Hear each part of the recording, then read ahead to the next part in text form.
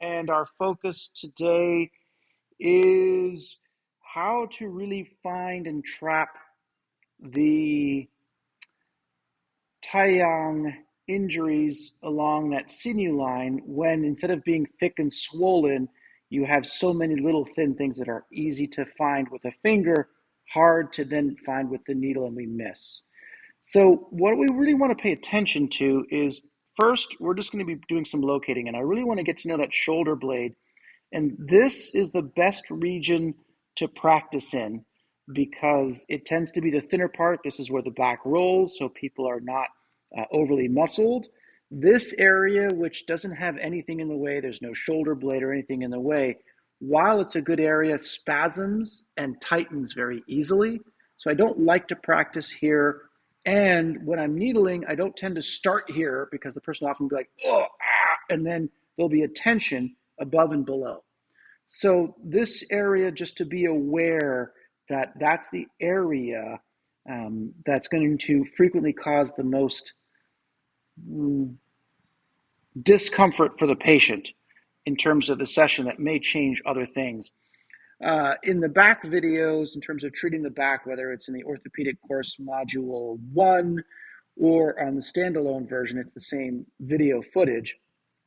I talk about all the reasons of the issues, Yangming, Taiyang, Shaoyang inside, but then I allude to that there are times when the back issue isn't down here, it's up here, and it's like suspenders.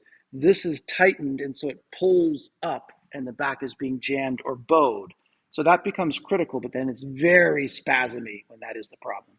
So we're going to be up here today to identify. And we can see that even though David is very thin, you can see the top of the bone here, and you can see the top of the bone here, but you can see it divots in. It doesn't divot in. There's a slight depression. It's actually more that he has a big swollen lump right here. And when I do that, we can see how that's communicating all the way down these lines. So as I'm moving here, the first thing I want us to realize is how often when we work these muscles, that they don't actually, we've been trained to think in lines because of the spinach muscle, spinatus, yes, and in the Taiyang channels, but frequently if I pluck here, you can see that it's actually doing a diagonal, right? And so, yes, if we start to know our muscles, we'll realize what's going on. And I really want us to think about a width. And that width is not a straight line of connection. It's all the different lines that line up together so that this is here and this is here. And if this pulls, that's going to pull, or it's going to pull, or this is going to pull, or it's going to pull it down. And so when we're palpating and we're trying to find connections to a pain, I want to see the fact that on him, we can see these. And that's going to be true on everyone, even a large person we can't see. So I just want to be aware and be like, oh, okay, so I got to come in to the spine when I'm palpating. And that's going to help me identify what is more or less important, because they say, oh yeah, it's right there, it's right there. But if I stick the needle right here and I miss the fact that on David, it could be coming from right here. And that in here is tight and pulling. Or his discomfort that he's constantly trying to stretch and crack his spine, I treat here, but it's from way up here diagonally. It's not in the same Huatua line. It's not even in the Taiyang line. And just being aware to think outside of lines. And if you're a muscle person, you say, well, that's because it's this muscle. You got to think outside muscle lines and realize that something here can pull way down here or the foot. So we want to break those habits or blindnesses. The more we see, the better. So here, David's got a little crunchy. It's super small, and it's enough that he's moving his feet, and it is just it's like a stalagmite.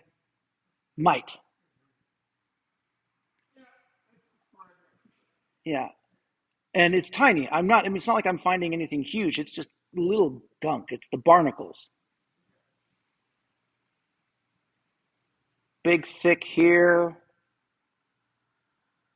Big, thick here. Ooh, there. And you can see here it's clunky, but nowhere near as exciting as my barnacle. And learning to find the barnacles and then making the choice. Do I go after the barnacles because that's the nasty? And then with the barnacle gone, everything's going to relax with the absence of a sharp pain creator. Or if I get rid of the big things, flow will go through and soften out the barnacles. And that's a decision that we have to make. And that's based on the type of injury, how old the injury. There's no answer. It's not like on Thursdays. All right. The key is just being clear and then being aware of needle sensitivity. That if I have concerns about how sensitive they are, going after the nastiest thing first is not a great idea.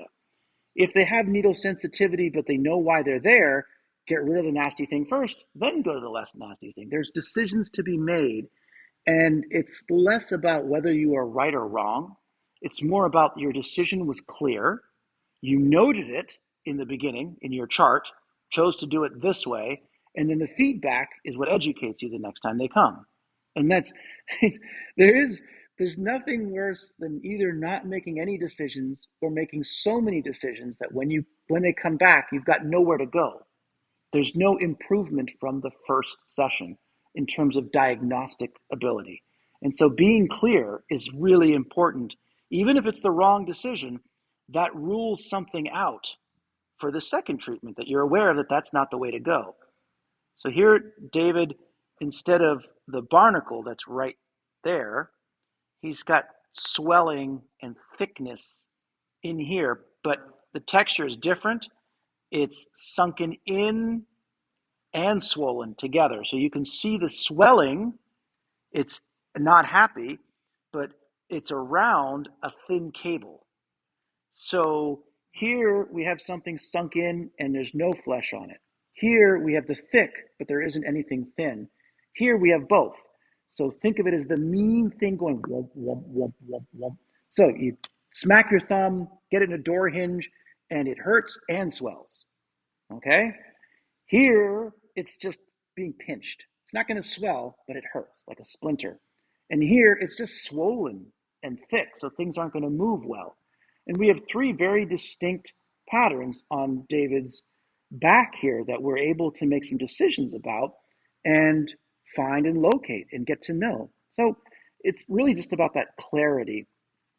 Once we have that, we want to get good at practicing on a rib. It almost sounds like you're describing as flavor nature almost. Yes, exactly. It's flavor nature of the muscles, and they each require a better balance. And so here's got another nasty little barnacle, right? Overall, it's sore, but there we go. I'm coming this way, right? This way, not. So I should needle it the way it doesn't hurt, so it doesn't hurt him. No. I should needle it this way because that's the most painful way in. No. I should needle the best way possible given what's happening on the table. They're freaking out. I better come in from the gentle side. Spread it a little bit, be nice to it. It's really painful and they got something to do, they got sports to play, or I can just get rid of it. I better get rid of it straight on. I'm not sure. I can pick the halfway in. Right? It's all decisions. There's no, it's not like this paint by numbers or follow this rote procedure. I have to be making decisions.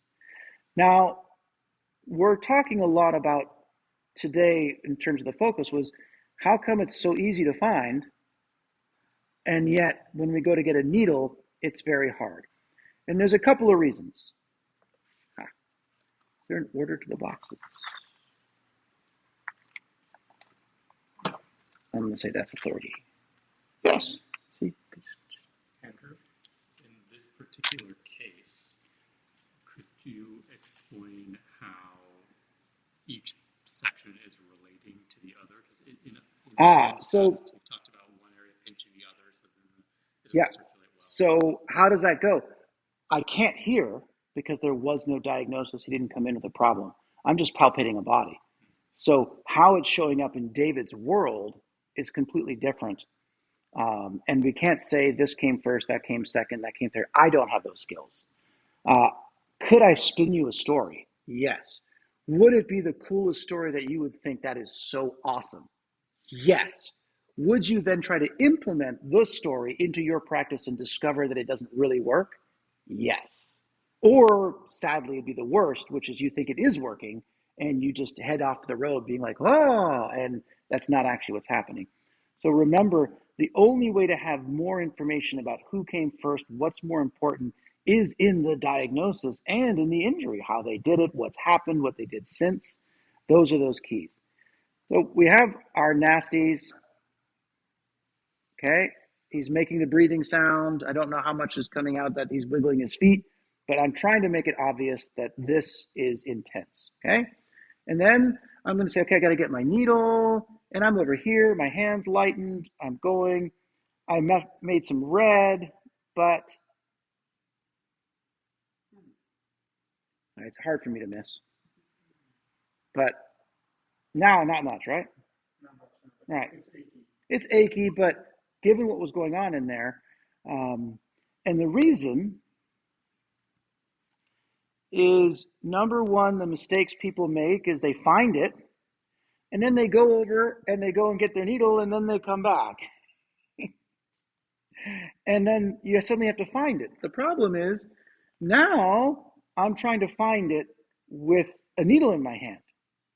And most people palpate with their dominant hand, and most people needle with their dominant hand, which means now their dominant hand is taken up with a needle, and so they're palpating. And number one, they're going to come at everything at the wrong angle, whereas before they were coming this way and they found everything. And two, they're using their not very developed hand. So right away, we've introduced, I don't quite remember where the location was. I then all of a sudden am going hemiplegic because I can't use both hands to palpate. I've got a needle in my hand. And then it's like, okay, all right. Now notice my hand's going to naturally go this way.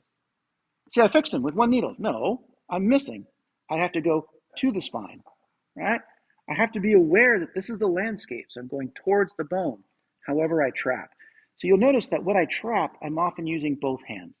And I want both hands to feel it.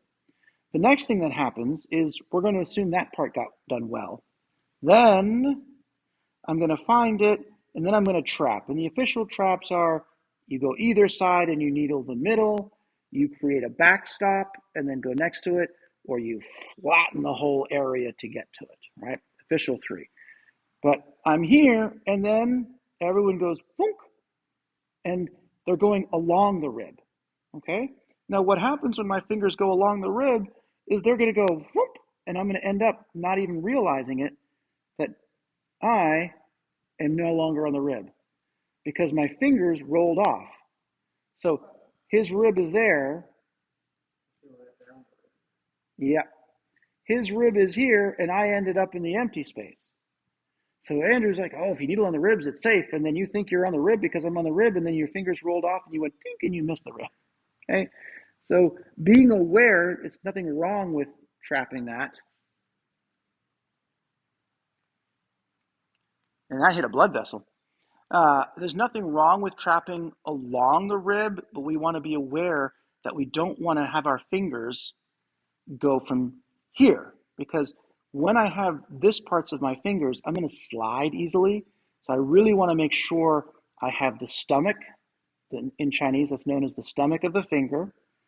And I want to have it flat, and I want to feel the whole rib with the stomach. Now I know I'm going to stay right on that rib. This I will slide off very easily or think I'm on it, but miss. Second thing is there's nothing wrong with here's the rib, and then I found the spot, and then I go, whoop, and I'm either side of the rib. So that way I've got the rib straddled, and I can find it, and I can with confidence look around for the Asher. And remembering that I found it up to down to up, lateral to medial, medial to lateral, wherever it is. Okay? So you can see, and then if you hit a blood vessel, even though it's not bleeding, you can see that lump in there, that's going to happen, and that will definitely influence sensation. So I've got my rib, I've got my striations, and they're really thin here. There's 1, 2, 3, 4, 5, 6, 6 striations. And they're all across this way, but they're all crossing like the guitar fret, that rib. So I found it. I'm going to be along the rib, but notice the stomach. I have someone to hand me the needle. That's lucky.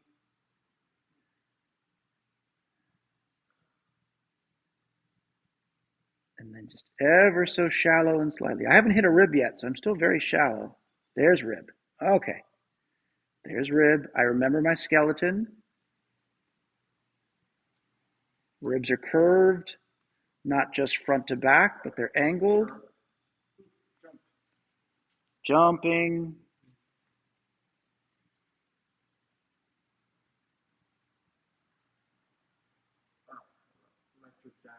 Electric down. Electric plug. Can you see if the camera's still rolling? I might have just stopped it. Still rolling? Good. All right. Hopefully the audio will be good for you. If not, you'll just have to listen to bad audio. And ever so slightly, I lift. That was a beautiful fasciculation that I felt down here. That was a good one. I felt this right. Yeah. So what I'm doing now is the correct way. Yeah. And I'm feeling all the firing here just along the spine and the hua tuo. So it matches those lines I was feeling.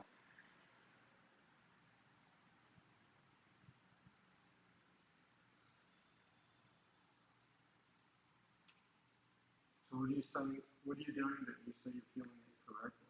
I'm good solid trap, holding, and then I bring the needle up. There. Still burning? Okay, so we get that out. Okay, and then I want to check, was the burning just intensity or a blood vessel? Let's get that nasty barnacle that's here. Yeah, it was. Feels a lot less painful. Yeah, it's nice. We're moving things.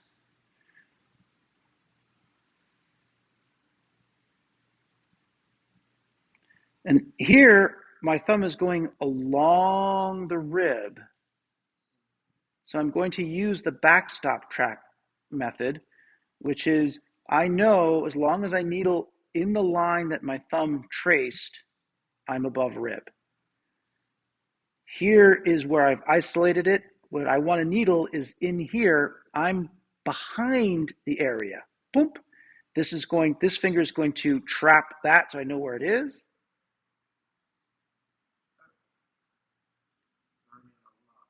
Burning. I wonder what's going on with your back.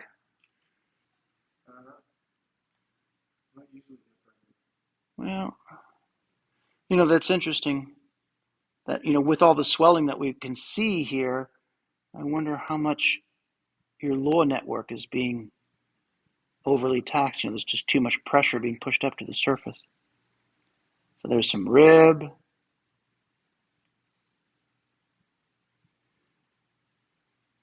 And then I back up and I slide this along the rib.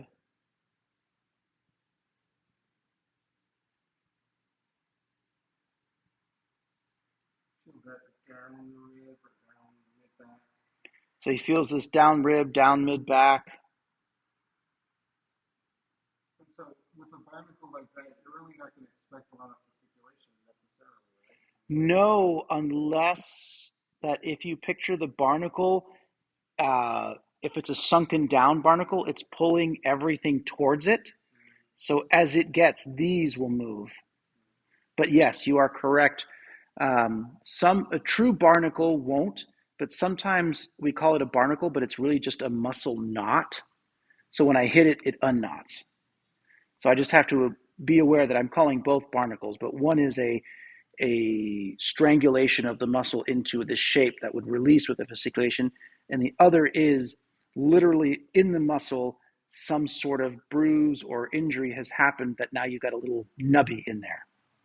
And then you've just got whatever's growing on the bones, which is really gunk. So it doesn't hurt at all anymore. Yeah, it's nice. We've released out what's in there. Okay, now we're just going to do a couple in this area. Remember, this is the twingy area. We have to remember that the ribs are not this way, but this way. So I want to get to know and palpate a rib, and I want you to notice how far down I am here. And if I follow that rib up,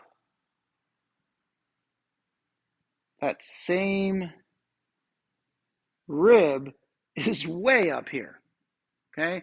And that's really important because if we aren't looking at skeletons and understanding that, we really just miss the fact when we think things go across and we think in these lines this way and this way. I encourage you, if you find interesting points on the Taiyang channel or interesting points on the Do channel, follow that rib out and see if there's interesting points. And you'll see that there's points down here that are really important points.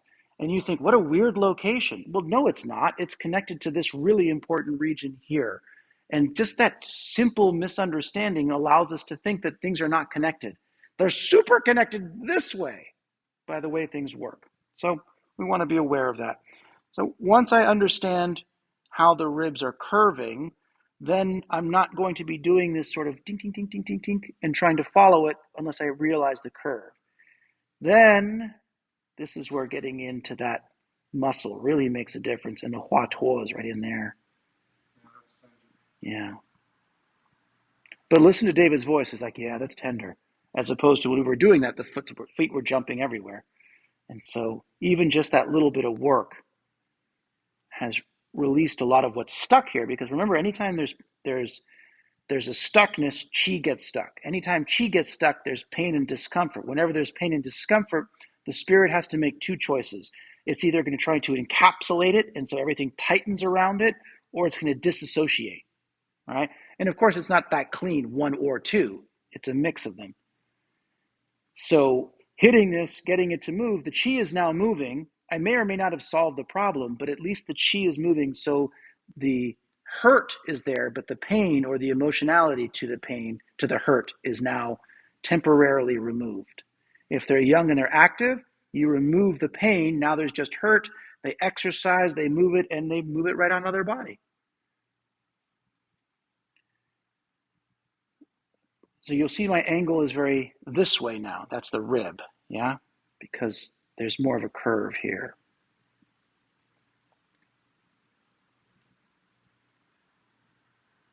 Slow work, heavy hand, because this can be very spasmy, twitchy, seizing as opposed to twitching.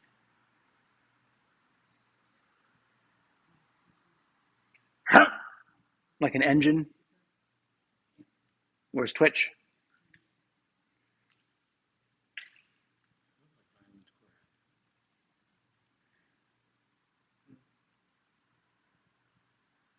And there's rib. It took me a little while to slowly get to where I'm comfortable. Hit that rib. Ooh. But if I hadn't had good fusho, good there, that would have been a complete David's had a busy couple of days teaching and then patience, so I don't need to demonstrate how to do it badly today. Yeah, but you all can do that at home. Find your partner and be like, so let's do this badly. Ooh, achy, and I'm riding it. So I felt it want to go, and I'm staying in it. And then it's because I'm spreading it, softening it. So I was able to ride into the middle of the fasciculation and stay in there.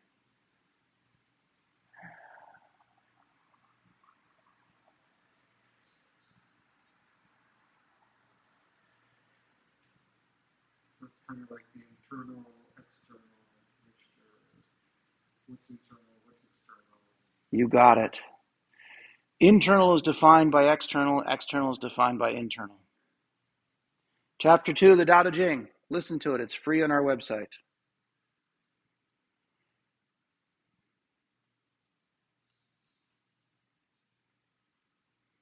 All right. So just to quickly review, we want to palpate and just discover the difference of how those striations are, how I might be in one place, but it's going this way, not necessarily that way, or it is going this way, it's not that way, or it's across the shoulder blade, how it fans. Most of the time, if you look at a muscle picture, it'll follow those strands, but it doesn't always. So it's important not to be locked into that thinking. I then want to realize that I want to learn to palpate with my fusho and not just be dominant hand palpates, dominant hand needle, because when I go back, it's just this hand has no experience. So it's going to be hard for it to know what to do. I want to be aware of, it's not wrong or right, that if I palpate to the bone, so I'm trapping the ushers to his bones, it will be more tender. And then I come back with the other hand and I'm pushing things off of the bones, it'll be less tender, harder to find.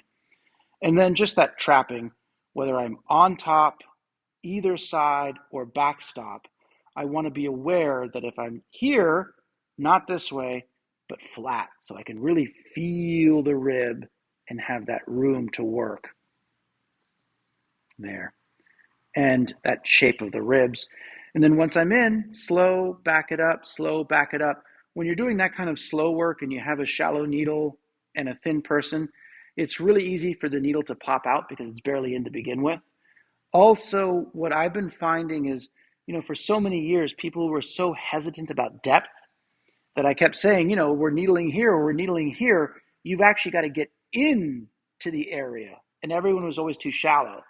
Now that almost everybody who's in my seminars is already trained with me, everybody is missing. There are lots of spots in the heaven and earth, of heaven and human, and going straight to the earth because they think that's cooler, more real. And that's why there's 3 layers, because all 3 are relevant. I've just been accentuating the earth layer because most people never get there. So if I wasn't starting this sequence of telling people heaven, heaven, heaven, right, then in the future, just like poor Li Dongyan, everyone's like, oh, spleen school. It's like the guy did everything. That's what people are mentioning with his name, which is sad. And they'd be like, oh, Andrew, the deep needler. It's like, no, I needle everywhere. And now that I'm going on about heaven, looking at heaven, there may be a new generation of people who never look in the earth. Look in all 3 levels. That's why there's 3 levels. It's not like one with like supporting on the bench 2 and 3 or whatever it is. Any questions down there, David? Do you ever needle? I'm sure you do. I mean, weird question. The long ones, the long thin ones like this that go down. Oh yeah. And so how do you track those? You just push them against any way you can, I guess. Well, any way you can is always the answer.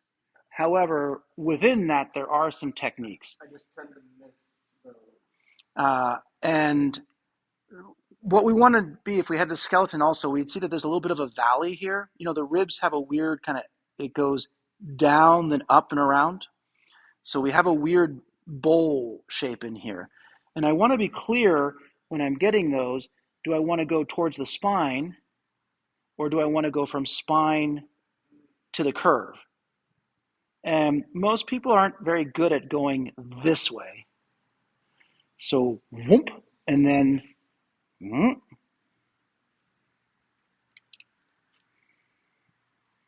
And so there's the spine line.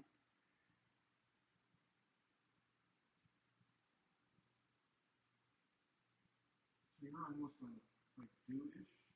Well, my fingers are a do, but the needle's way over here now.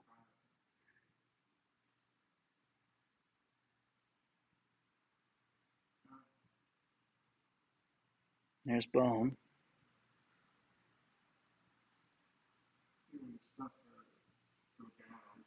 Yeah. Yeah, you definitely get the down sensation on these ones. This way, not down to the table.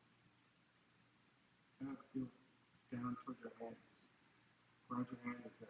Yeah.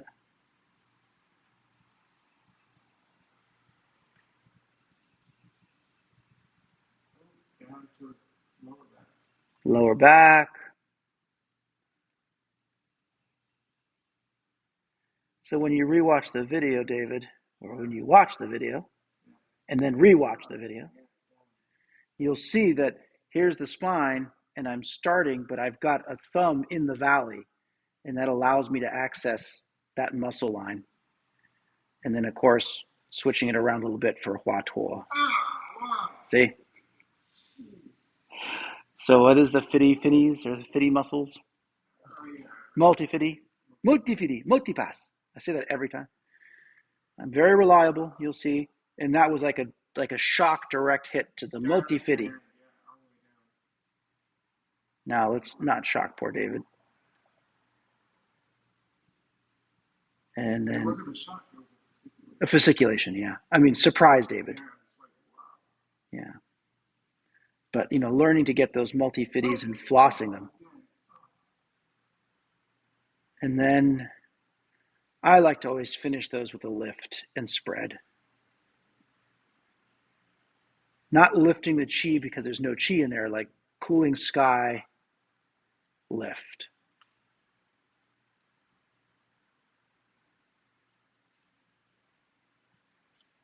So that's how I'll do that, and you'll see that in the video.